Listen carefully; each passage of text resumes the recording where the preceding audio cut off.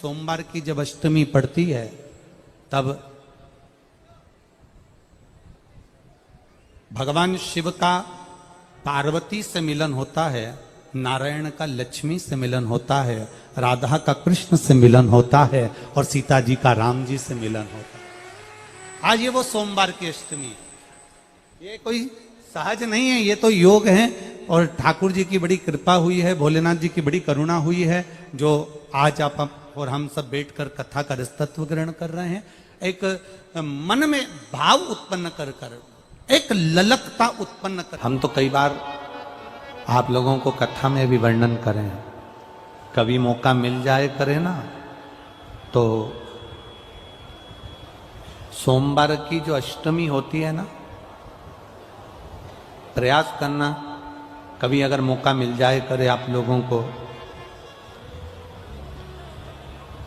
सोमवार की जो अष्टमी होती है, जिस लड़का लड़की का विवाह नहीं होता, जिसका मंगल पाणिग्रहण संस्कार नहीं होता, वो जो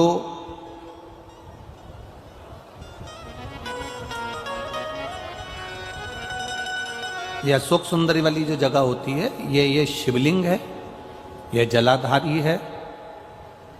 यहां से जो चरण है, इसमें राइट में गणेश जी, लेफ्ट में कार्तिकेय जी, बीच में एक मोटी सी लाइन होती है जो अशोक सुंदरी का स्थान होती है। शिवलिंग के ऊपर जो जलाधारी बंदी होती है, वो जलाधारी में से जो बूंद बूंद पानी शिव जी पर गिरता है, वो शंकर भगवान की 5 बेटियां जया, विषहरा, शामली बारी, दौतली और देव, ये ऊपर से एक एक बूंद पानी शिवलिंग पर गिरा रही होती। कभी मौका लगे और आपको लगे कि विवाह नहीं हो रहा है बच्चों का, तो उस समय पर ये 3 पत्ती की जो बेलपत्र लेते हैं, बीच की पत्ती में कंकु रोली या लाल चंदन और 2 पत्ती में पीला चंदन, अक्षत का 1 दाना ऊपर वाली पत्ती में जिस पर आपने लाल चंदन लगाया है या रौली लगाई है, और 3-3 अक्षत के दाने इन दोनों पत्ती में।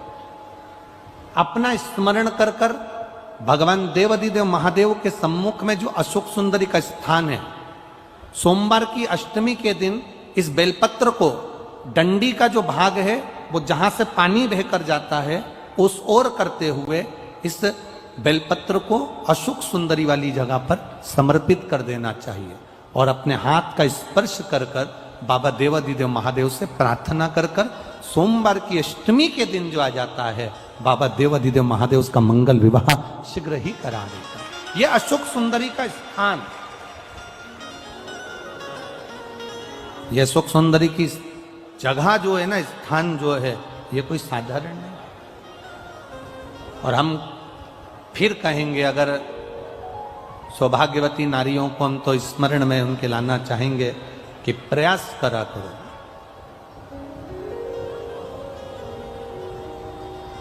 प्रयास करा करो कि सुहाग की सामग्री आप चुंदड़ी देते हो, चूड़ी देते हो, काजल देते हो, लाली देते हो, आप बहुत सारा सामान सुहाग का देते हो, हम मना नहीं करेंगे, पर प्रयास करा करो कि सुहाग की सामग्री कभी भी प्लास्टिक की डलिया में नहीं, बांस की टोकनी में रखकर देना चाहिए। सोमवार की अष्टमी हो, सोमवार की अष्टमी हो, उस दिन शंकर जी के मंदिर में जाओ, 3 चीज लेकर जाओ, मूंग के दाने, चावल, बेलपत्र। चावल जो 31 लेकर गए हो, अपनी कामना कर कर शंकर जी की देहली पर रख दो, चौखट पर, कहीं पर भी एकांत में उसको रख दिया जाए। मूंग के जो दाने लेकर गए हो 31, वो नंदी के पास में, जो नंदी का पांव ऊंचा रहता है, उस पांव के पास रख दीजिए। और जो 31 बेलपत्र लेकर गए हो, वो 31 बेलपत्र अशोक सुंदरी वाली जो जगह है, आप ये शिवलिंग, ये जलाधारी जहां से पानी बहता है, उसके बीच में एक मोटी सी लाइन होती है जो शंकर भगवान की छोटी लड़की अशोक सुंदरी का स्थान है। शिव जी के 13 बच्चे हैं, 13 बच्चे में सबसे छोटी लड़की अशोक सुंदरी यहीं पर विराजमान होती है, जहां से पानी नीचे गिरता है। प्रत्येक शिवलिंग के सामने एक मोटी सी लाइन होगी। उस मोटी सी जो लाइन है अशोक सुंदरी, वहां पर जो 31 बेलपत्र लेकर गए हो, अपनी कामना कर कर पीला चंदन लाल चंदन लगाकर उस पर समर्पित करते जाओ। उसकी डंडी जहां से पानी बहता है उस ओर होना चाहिए। आप निवेदन कर कर देखो, एक सोमवार की अष्टमी पर कर कर देखना, दूसरी सोमवार की अष्टमी आएगी, अपने आप आपका काम हो गया होगा। कहा है कि सोमवार की अष्टमी के दिन भूल से भी अगर एक बेलपत्र एक श्वेत पुष्प शंकर भगवान को समर्पित हो जाता है तो ये मान कर चलें कि आपने कुछ मांगा भी नहीं तो भी शंकर भगवान देने के लिए आपके दरवाजे पर पहुंच जाए। धतूरा और उसमें लगने वाला एक पुष्प, आस्था चैनल पर आप लोग देख रहे होंगे धतूरे के फूल का दर्शन। धतूरा और धतूरे का पुष्प, छोटा सा पौधा है, ज्यादा बड़ा नहीं है, कांटा लग रहा है, धतूरा लग रहा है, और उसमें भी साधारण धतूरा नहीं, जिस धतूरे के नीचे की डंडी लाल कलर की होती है, अगर वो सोमवार की अष्टमी को देवाधिदेव महादेव को समर्पित करी जाती है तो उसके घर में कभी संपदा की कमी नहीं होती है। वो धतूरा है, साधारण नहीं है। धतूरे में भी लाल डंडी, जैसे धतूरा गोल होता है उसके नीचे एक छोटी सी डंडी, देखा है आप लोगों ने? अरे देखी कि नहीं देखी बोलो? धतूरा देखा है ना? धतूरे के अंदर एक नीचे छोटी सी डंडी होती है, जब तोड़ोगे तो वो डंडी का कलर अगर लाल है, वो डंडी का कलर अगर लाल है, और कभी हम तो कहेंगे जैसे बड़ी बीमारी जिसको हो जाती है, लीवर किडनी कैंसर आदि आदि बड़ी बीमारियों से जो जूझ रहा होता है, प्रयास करो, प्रयास महामृत्युंजय का जाप कर कर, महामृत्युंजय का स्मरण कर कर, एक लाल डंडी का धतूरा प्रयास करना, एक धतूरा मिल जाए या 5 धतूरे मिल जाए किसी भी एकांतेश्वर महादेव पर, जो शिव मंदिर एकांत में हो, जहाँ कोई जाता आता नहीं हो। वैसे तो अब बहुत मुश्किल है कि ऐसा मंदिर मिल जाए जहाँ कोई जाता आता नहीं हो, पहले की बात दूसरी है, अब बात दूसरी है। फिर भी कहीं आप रोड पे से निकल रहे हो, एकांतेश्वर महादेव अगर आपका दिख जाए, बहुत बीमारियों से ग्रसित हो, तो भी महामृत्युंजय जाप का स्मरण कर कर या किसी विद्वत ब्राह्मण जन से महामृत्युंजय मंत्र का जाप कराकर या भगवान शिव के मंत्र का जाप स्वयं कर कर, वो भी ना बने तो पंचाक्षर मंत्र नमः शिवाय, षडाक्षर मंत्र ओम नमः शिवाय या श्री शिवाय नमस्तुभ्यम जप कर वो लाल डंडी का धतूरा 5 एकांतेश्वर महादेव को आप समर्पित कर सकते हो। रोग थम जाएगा, जो दवाई खाओगे वो शरीर को लगना प्रारंभ हो जाएगी और आप स्वस्थ होना प्रारंभ हो जाएंगे। अगर बड़ा रोग, सोमवार की अष्टमी के दिन जिंदगी में बहुत ऐसा हताशपन लगने लगे और लगने लगे कि हमारा कोई साथ देने वाला नहीं है और हम बिल्कुल अकेले हो गए हैं, कोई हमारा साथ नहीं दे रहा है, कोई हमारा साथ देने वाला नहीं है, आपको ऐसा लगने लगे कि हम अकेले हो गए, कोई साथ देने वाला नहीं है और मंजिल मिल नहीं रही, मंजिल प्राप्त ही नहीं हो रही। कनेर के फूल को हल्दी और कुमकुम रोली लगाकर कनेर के पुष्प को यदि सोमवार की अष्टमी के दिन मां जगतजननी की पीठिका का स्मरण करेंगे, जैसे ये शिवलिंग है और ये जो पीठिका है जहां पर शिवलिंग रखा है, गोल जो पीठिका दिख रही है या चौकोर हो या जो भी आकृति की हो पीठिका, वो पीठिका और ये जल निकलने वाला जलाधारी का स्थान, तो कनेर का जो पुष्प होता है उसमें कुंकू और हल्दी लगाकर सोमवार की अष्टमी के दिन आप जब बहुत हताश हो जाएं, कोई साथ देने वाला ना मिले और कोई बड़ी उलझन में अगर उलझे पड़े हैं, एक कनेर का पुष्प इस पीठिका पर कहीं पर भी मां जगतजननी की पीठिका पर किसी भी स्थान पर मां तारा रानी का नाम लेकर एक बार अगर आपने सोमवार की अष्टमी के दिन पुष्प समर्पित कर दिया मां तारा देवी के नाम से, देवादिदेव महादेव और मां शक्ति की कृपा अपने आप होगी और वो कार्य सफल होकर ही रहेगा।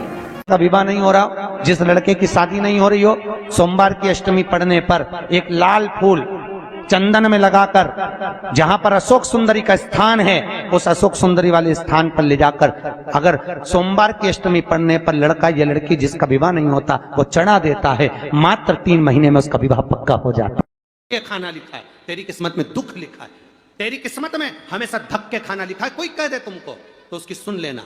और आखिरी में केवल बेलपत्री का ये बीच वाले भाग पर गौ माता, अगर देसी गाय अगर कहीं हो, उसका अगर दूध सुबह का समय का मिल जाए, शाम का दूध नहीं, सुबह का यदि दूध मिल जाए, इस बेलपत्री के मध्य भाग में, आप लोग आस्था चैनल पर आप इस पत्ती, बीच की पत्ती के मध्य भाग में थोड़ा सा दूध लगाकर, नीचे के भाग में भी थोड़ा सा दूध लगाकर, दोनों पत्तियों में गाय का घी लगाकर भगवान शंकर के शिवलिंग पर कभी मौका मिल जाए जिंदगी में एक बार, किसी भी सोमवार की अष्टमी के दिन शिवलिंग पर अगर लगा दिया जाए, जिंदगी में दुख तुम्हारे आसपास भी नहीं भटक सकता, सुख की अनुभूति होगी।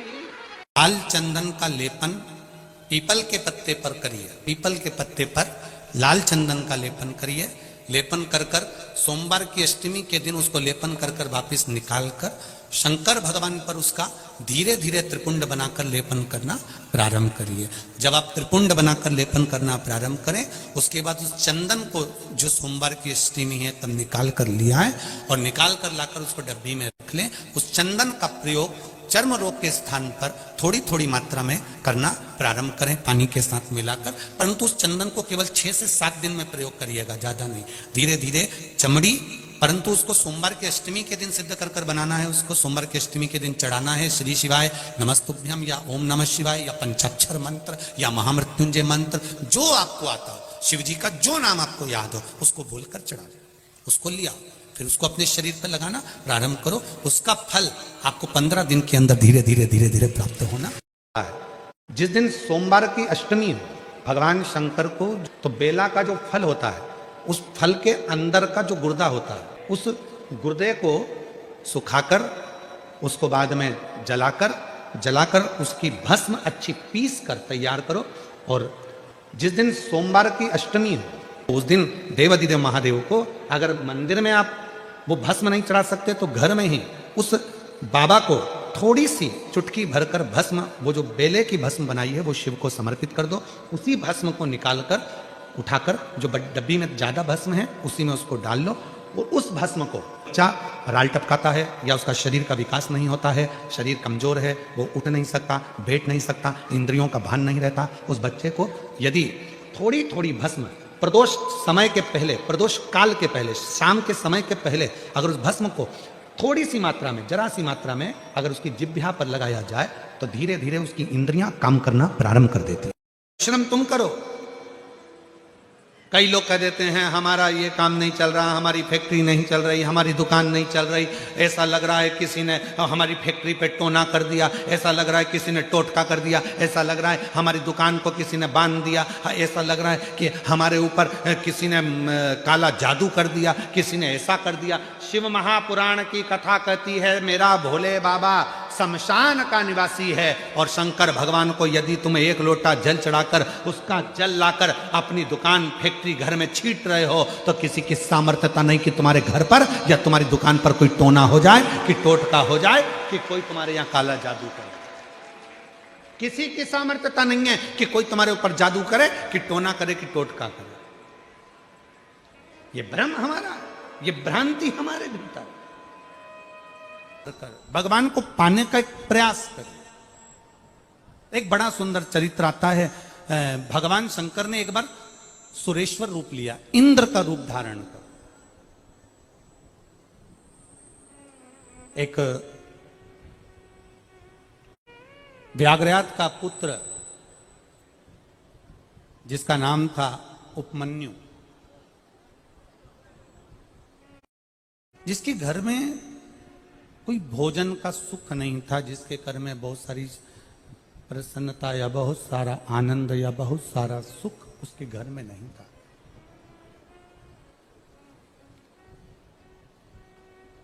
एक दिन उपमन्यु के मामा उपमन्यु के पास आए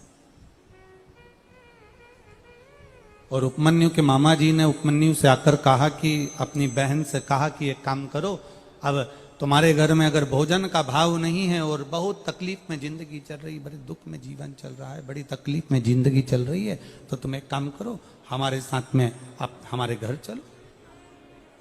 उपमन्यु अपने मामा के यहां गए।